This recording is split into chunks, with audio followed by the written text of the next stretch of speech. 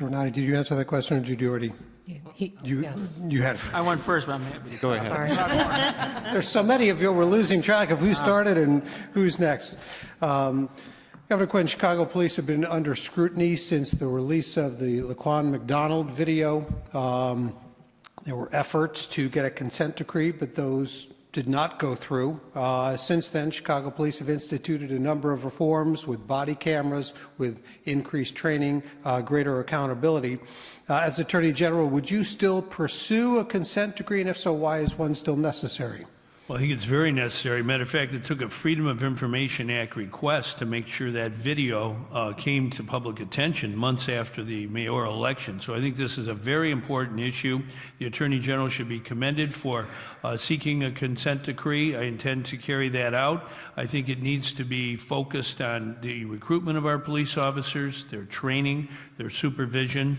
I think it's important to understand that we cannot tolerate any police officer with a code of silence. When something's wrong, it must be reported.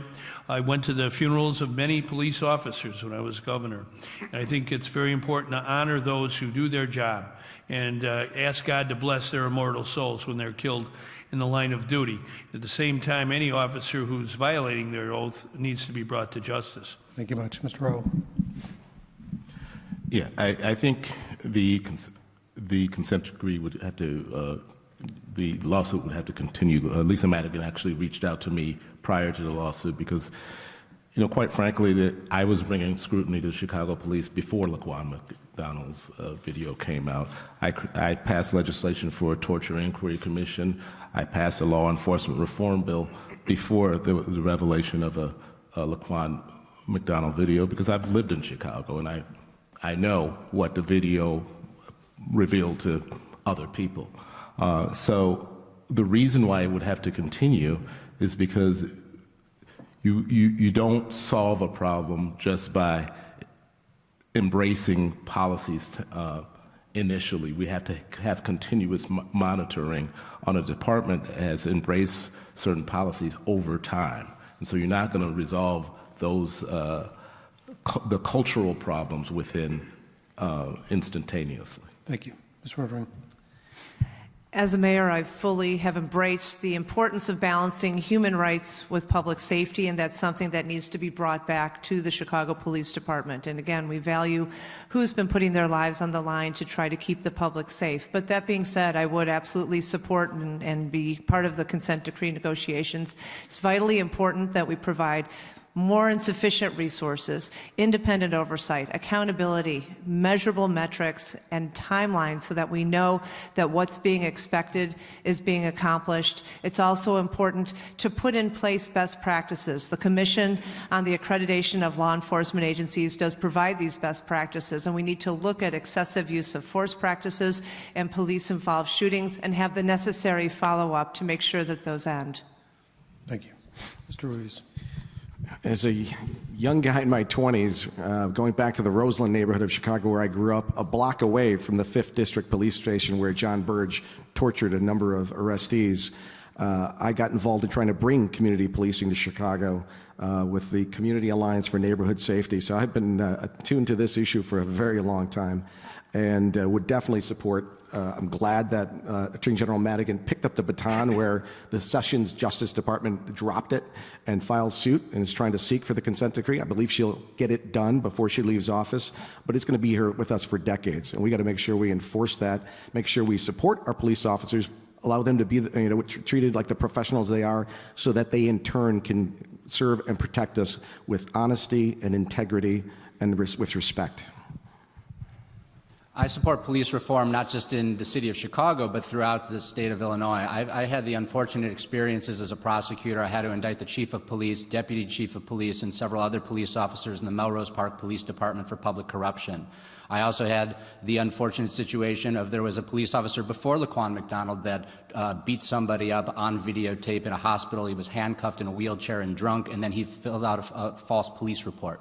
So I've seen the worst of the worst, and I understand what we need to do. In order for the police, who are the good ones, who are putting their lives on the line every single day to do their jobs, we need to make sure we get the bad ones out. And we need an Attorney General who's committed to doing that, who didn't just jump on the bandwagon after seeing a young African-American male being shot in the back. This didn't start with Laquan McDonald. Anyone who knows about the city of Chicago, knows about the state of Illinois, this has been going on for decades. I'm glad we're having the conversation, but we need someone who's serious about solving it. As the Chief Administrator of the Civilian Office of Police Accountability, I reviewed hundreds of police misconduct investigations, and including dozens of officer-involved shootings, and I can tell you that we need deep and long-lasting reform of the Chicago Police Department. Although there's some wonderful individuals in the department, there are still some structural problems, and that we need a deep reform process that will deliver a culture that respects diversity, integrity, accountability, and a respect for the community that the department serves. And this reform needs to be throughout all aspects of the operations of the department, starting first with the mission and the vision for the office, and going through to training, policies, supervision, evaluation, how the officers are supported, what kinds of equipment they're given. So we're talking about fundamental reform is necessary here, and the consent decree is the right way to do it. Thank you.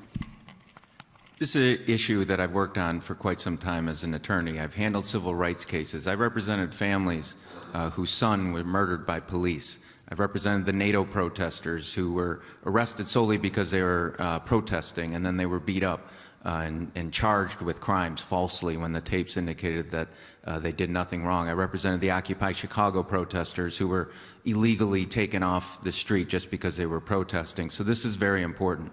I completely agree with what Lisa Madigan did to request a consent decree, but I believe she doesn't go all the way. What needs to happen with this consent decree is the community needs to be involved. What does that mean? They should have enforcement power.